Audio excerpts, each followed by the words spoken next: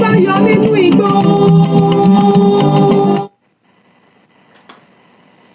Ọba tó dá mi lè fi fọpẹ́ fún káfọláfẹ́ni tó ga jù ló ṣe kókó.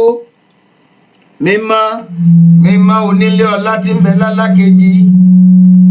Bàbá mi lè dùmarè tó pọ̀ níbùkún. Ọba tó dálé ayé láti inú òfurú ń jágádó. Ọba mi lọ́pẹ́ yẹ fún òní yín yẹ fún.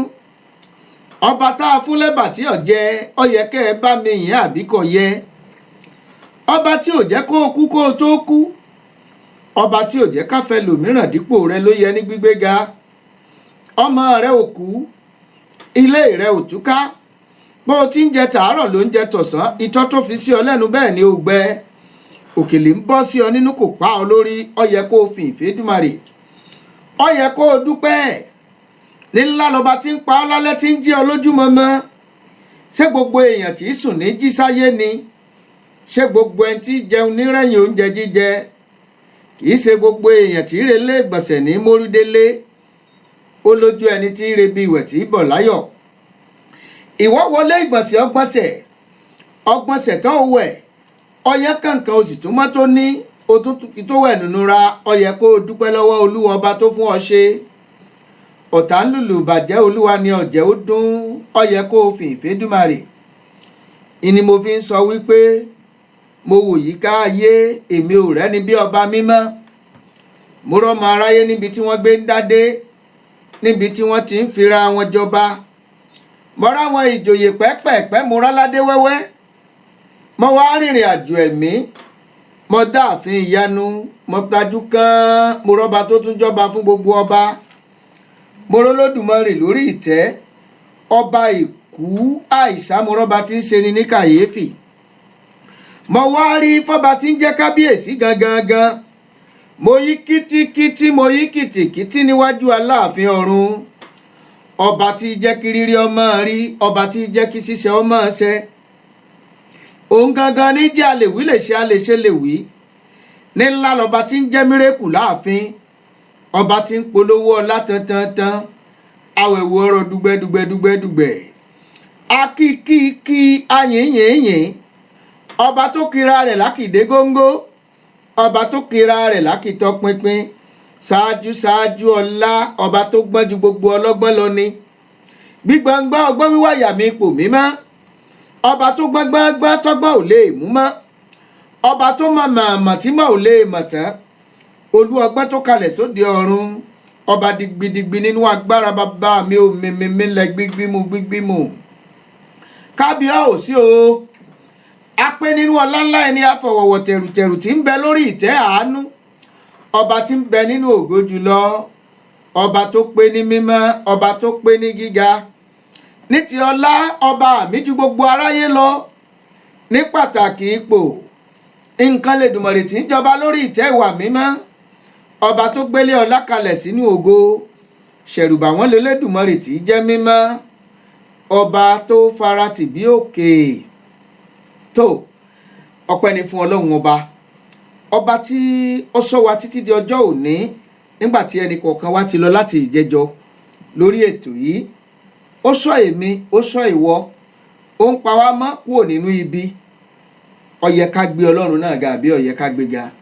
Gbólóhùn yìí náà ni mo tún wá fi ń kí gbogbo ẹnì kọ̀ọ̀kan wa káàbọ̀ sórí ètò ojú ẹ̀mí lórí Jokesby Radio. Ní gbogbo ọjọ́ mẹ́jọ ní gbogbo ọjọ́ ìṣẹ́gun látàgò 1 ọ̀sán sáago 2 gbáko Eastern Texas Time ni. Àwọn tó wà ní Nàìjíríà ń sìn aago 7 ìrọ̀lẹ́ ni. Aago 7 ìrọ̀lẹ́ sáago 8 alẹ́ ilẹ̀ fi wò. Bẹ́ẹ̀ náà làwọn tó wà ní UK nọ́mbà táìmù yẹn bára wọn dọ́gba. Ṣùgbọ́n èyí tí ẹ wà ní ti àwọn New York lọ́hùn. Wọ́n dà pé wákàtí kan kọ́ náà fi yàtọ̀ sí wa. Aago 2 ọ̀sán tí wọ́n ní ọ̀bọ̀ sí báyìí. Bó ṣe wà káàkiri nu. Ẹ̀yin ti Colorado ńkọ́? Ẹ̀yin ti Boston ṣẹ̀ ń wò wá. Gbogbo ẹ̀yin tí ẹ wà ní Canada ṣẹ́yìn náà ń wò wá. Ṣẹ̀ ń wò wá bẹ́yẹn. Orí internet radio òun náà la wà tó ti ń dún tó ti ń sẹ́ pẹ́pẹ́. Mo kí gbogbo yín lẹ́ẹ̀kan sí wípé kí àlàáfíà Ọlọ́run kó máa bá yín gbé. kó tó di wípé a lọ ságbami ètò lónìí, gẹ́gẹ́ bí mo ṣe máa ń sọ wípé lórí ètò yìí lábala ni Kúnlé ọmọ Aláàfin Ọ̀run lèmi ń jẹ́. Olóòtú mi ọmọ Bọ́lájí Akọ́láwọlé ọsọ ọ̀nà olóko wa jẹ́ ọwọ́ nǹkan ọ̀rọ̀ dọ́là yìí ó gba kéèyàn ò múra sí i, ṣùgbọ́n olóòtú wà, olóòtú tún kù lé Princess Adéjọkẹ́ Akọ́láwọlé ọ̀nà wà pẹ̀lú mi. Princess gangan ló ń ṣolóòtú ètò yìí lónìí. Ẹ rí i pé ọwọ́ yẹn tún ti yàtọ̀, ọwọ́ yẹn tún yàtọ̀, ó yàtọ̀. Mo wá fẹ́ fún wa ní àwọn gbólóhùn àdúrà kan kó tó di wípé a lọ ságbami ètò. Òun náà ni pé Olúwa ró mi lágbára, Olúwa ró mi ní agbára. Kí nìdí tó fi nílò agbára? Ìwọ tó jẹ́ gẹ́gẹ́ bí Kristẹni, nígbà tá bá sọ pé ró mi lágbára, ọ̀pọ̀lọpọ̀ ǹdẹ́lòmíì ti ń ronú, ó ti yàtọ̀ báyìí sí. Ẹlòmíì ó ti máa wò pé ẹni díẹ̀ ọmọkùnrin ò tó, òun lọ rèé sáré. Ẹlòmíì ó pé jẹ́ kó ń sáré lọ da nǹkan kan kó ń da sọ́fun, òun ló fi gba agbára. Irú agbára bá nǹkan à ń wí. Agbára tó wà fún àwọn ọmọ Ọlọ́run ni. Agbára tó wà fún àwọn tó fi ayé wọn fún Kristi, tí wọ́n gba Jésù gẹ́gẹ́ bí Olúwa àti olùgbàlà wọn. Agbára tó wà fún àwọn tó jẹ́ wípé gbogbo ohun tí ń ṣe àwọn òrìrì ayé yìí wọ́n ti kọ̀ wọ́n sílẹ̀, wọ́n wá ti pé Jésù òun làwọn fẹ́ tẹ̀lé. Tá a bá wo ìwé Iṣẹ́ àwọn Àpọ́stólì orí 1 ẹsẹ̀ 9, ó ní ẹ̀yin ò gba agbára nígbà tí Ẹ̀mí Mímọ́ bá bà lé yín. Jésù ló ń sọ bẹ́ẹ̀ fáwọn àwọn ọmọ ẹ̀yìn rẹ̀ o. Ó ní ṣùgbọ́n ẹ̀yin ò gba agbára nígbà tí Ẹ̀mí Mímọ́ bá bà lé yín, ẹ sì máa ṣe ẹlẹ́rìí mi ní Jerusalem, Judea àti ní káàkiri gbogbo orígun mẹ́rẹ̀ẹ̀rin àgbáyé. Ẹ ó máa ṣe ẹlẹ́rìí mi. Ó lè gba agbára. Ó náà ni wípé gbólóhùn tá a fi fún wa lórí ètò ti ojú ẹ̀mí tá à ń ṣe lórí Jokesby Radio lọ́wọ́lọ́wọ́ báyìí. Ó náà ni wípé Olúwa ró mi ní agbára.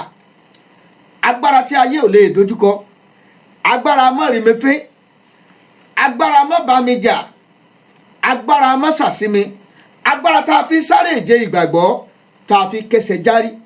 Irú agbára yìí òun la ní ká béèrè lọ́wọ́ Ọlọ́run. Olúwa ró mi ní agbára. Agbára Ẹ̀mí Mímọ́ rẹ jẹ́ kó wọnú mi lọ. Jésù gan wo àwọn ọmọ ẹ̀yìn rẹ̀ wípé láì jẹ́ wípé wọ́n bá gba agbára, ó ní ẹ dúró ní Jerúsálẹ́mù, ẹ má ṣe nǹkan kan títí a ó fi rán agbára Ẹ̀mí Mímọ́ sínú ayé yín. Wọ́n sì dúró. Agbára yìí àwọn tó jẹ́ ojo tẹ́lẹ̀ tẹ́ ń sá kíjokíjo, nígbà tí agbára yìí dé, ẹ rí pé ọmọbìnrin kan nígbà tí wọ́n mú Jésù, ó wá ń bá Pétérù, ó ní mo mọ̀ ọ́, ó wà lára wọn. Ó lóun ọmọ rí ojo. Ọmọ tún béèrè lẹ́ẹ̀kejì, ó lóun ọmọ Jésù rí. Ẹlẹ́ẹ̀kẹta ó tún búra, ó lóun ọmọ ríṣẹ́. Báyìí lóhun ojú òun àti Jésù wá ṣe mẹ́rin, ó wá sun ẹkún kíkorò. Iṣẹ́ ẹnì kan náà tá a bá wòwe Iṣẹ́ àwọn Àpọ́sólì orí 2 láti bí ẹsẹ̀ bíi 14 sísàlẹ̀. Pétérù dìde láàrin èrò, ó wá ń jẹ́rìí Jésù, ó wá ń sọ fún àwọn ènìyàn wípé ẹ má jẹ́ kí lè yà yín lẹ́nu. Ìlérí fún yín ni, fún ọmọ yín ni. Kẹ́bẹ́ àti kọ́ sínú ìwé inú Jóẹ́lì wípé àwọn ọmọkùnrin yín, àwọn ọmọbìnrin yín wọ́n máa sọ àsọtẹ́lẹ̀. Wọ́n ní àwọn ọ̀dọ́ yín máa ríran, àwọn arúgbó yín máa láàlá nígbà tí agbára Ẹ̀mí Mímọ́ tó bá wọnú ayé rẹ̀. Olúwa ró mi ní agbára kí n má bàa di ìjẹ fún èṣù. Olúwa ró mi ní agbára kí ọ̀tá má bàa rí mi mú. Láti sáré ìje ìgbàgbọ́, láti kẹsẹ̀ járí. Orí ètò ojú ẹ̀mí la wà ó. Tá bá ti pè nǹkan ní ojú ẹ̀mí, a máa ń fi ohun ẹ̀mí wé tẹ̀mí. A máa ń fojú ẹ̀mí wo nǹkan. Láti sá eré ìje ti ìgbàgbọ́ ká sì kẹsẹ̀ járí, ó nílò agbára Ọlọ́run. Ó nílò ìmísí Ọlọ́run. Ó nílò kí Ẹ̀mí Mímọ́ kó wọnú ayé ẹ. Wàá gba àdúrà yẹn, àdúrà tó máa gbàdú lọ́sẹ̀ inú. Olúwa ró mi ní agbára kí n lè kẹsẹ̀ járí nínú ìrìn àjò ti ìyìn rere yìí. Kí n lè kẹsẹ̀ járí nínú ìrìn àjò ti ìgbàgbọ́ yìí. Ọ̀pọ̀lọpọ̀ lónìí ó wà nínú tá a sọ lénìí. Agbára ṣùgbọ́n irú agbára wo ni wọ́n ń lépa? Irú agbára wo ló ń gbénú ẹ? À ń sọ agbára irú agbára wo ṣe látọ̀dọ̀ Ọlọ́run ni? Àbẹ́ ètò ọlọ́gbà nínú aginjù, àbẹ́ ètò ọlọ́gbà lóríta, àbẹ́ ètò ọlọ́gbà lọ́wọ́ iwin, àbẹ́ ètò ọlọ́gbà lọ́wọ́ odò. Ẹnìkan ṣoṣo ló lè fúnni ní agbára tòótọ́, òun náà ní agbára tí a gbà láti pàṣẹ Jésù Kristi èyí tí ṣe ẹ̀mí mímọ́. Ó bá kàwé Mátíù orí 22 ẹsẹ̀ 18, ó wí pé Jésù sì wá, ó sì wí fún wọn wípé gbogbo agbára lé ọ̀run àti lé ayé òun láti fi fún mi. Gbogbo agbára lé ọ̀run àti lé ayé òun láti fi fún mi. Bàbá sì tún wèwe Máàkù orí 14, bàbá wo ẹsẹ̀ 14, 15, 16, ó ń sọ, ó ní àmì wọ̀nyí ni yóò máa bá àwọn tí ó gbàgbọ́ lọ lórúkọ mi. Ẹ máa ṣe ìmúláradá àwọn aláìsàn, ẹ ó lé àwọn ẹ̀mí èṣù jáde, ẹ máa fi èdè tuntun sọ̀rọ̀. Àwọn tó bá ní Kristi, àwọn ni agbára yẹn wà fún. Àwọn ni Ọlọ́run fún ní agbára yẹn. Agbára yẹn la fi borí ẹ̀ṣẹ̀, òun la fi borí ayé, òun la fi borí ìfẹ́kúfẹ̀ẹ́ ara. Olúwa rú mi ní agbára, má jẹ́ Kristẹni lásán. Ìsọjí kan wà táwọn ará kan lọ sí ní Ondo State ńgbà kan. Níbi ìsọjí un tí àwọn onísọjí bá ti ibi tí wọ́n ti ń ṣe ìsọjí yẹn, agbègbè bẹ̀ bàbá kan wà ńbẹ̀. Bàbá táwọn ìbú ó burú gan, páàgùn mọ́ yọ lẹ́nu. Ó wá di wípé tí wọ́n bá ti fẹ́ ṣe ìsọjí, wọ́n á kọ́kọ́ lọ ọbẹ̀ náà, ṣùgbọ́n kì í gbọ́. Ó bá ti jẹ́ ìsọjí ni kò ní jẹ́ ẹ ṣe. Kìí ṣe local government o, kìí ṣe ìjọba o, òun kàn sọ̀rọ̀ ẹ̀dọ̀ ṣàkánbẹ̀. Ẹni tó bá fẹ́ ṣe ìsọjí á ní rọ́ kò sáàyè. Á bá sì lọ ṣe kò ní pé ká má ṣe. Nígbà tí ìjọjí bá dá àárín méjì, yóò sì lọ síwájú pẹpẹ iwájú ọ̀tá wọn. Á ṣe kí ni? Á sì fìlà orí ẹ̀. Bí onísọjí bá ti rí orí ẹ̀ báyìí, ilẹ̀ ni ọ̀run lẹ̀rọ̀. Ará kan wá lọ ṣèsọjí ńbẹ̀. Àwọn tó kún fún ẹ̀mí mímọ́ àti agbára Ọlọ́run, Olúwa darí wọn wípé ẹ lọ rèé ṣe ìsọjí níbẹ̀. Nígbà sì débẹ̀, ó wá kì wọ́n lọ, ó ní ká má ṣe ìsọjí wọn. Ìjọba ti àpúrúfù, àwọn lẹ́tọ̀ọ́ àti ṣèsọjí ńbẹ̀. Èwo á ní tiẹ̀, òun náà sì wá sọjí náà. Ńgbà ọ̀tá àkókò tó ní wàásù gorí òkè, ló bá gbéra lọ síwájú ọ̀tá, ló bá lọ bí ìdí stage, ló bá sí fìlà ẹ̀, ó sì kọ́kàn sí fìlà lásán ni. Torí àwọn tí ń wàásù wọ́n kún fún agbára Ọlọ́run. Àbáyé ń sọ fún mi pé pàtó wá ń bò sí fìlà, àwọn gbàdúrà lé orí ẹ̀ yẹn, gbọ́wọ́ lé orí yẹn. Lẹ́sẹ̀kẹsẹ̀ ó sì bẹ̀rẹ̀ sí ní ya sọmọ rẹ̀ lọ́rùn. Ó ya sọmọ rẹ̀ lọ́rùn. Bàbá lòun sọ fún pé ẹ mú dáadáa o, ó ti ya wèrè nìyẹn o.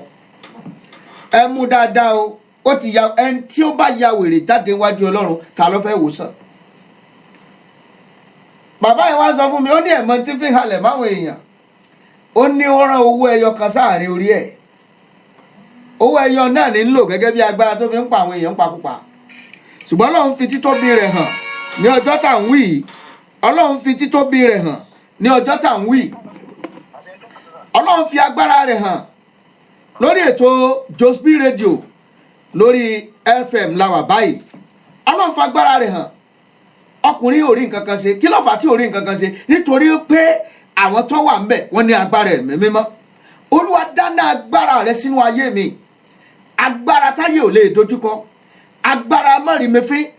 Agbára arọ́bí. Bẹ́ẹ̀ gan perí ẹni bí wọ́n forí ara wọn rú ni. Nítorí pé kí ni kòtò tí Ámánì gbé sílẹ̀ fún Mọ́dékáì, orí ara rẹ̀ ló fi rú. Orí ara rẹ̀ ló fi rú.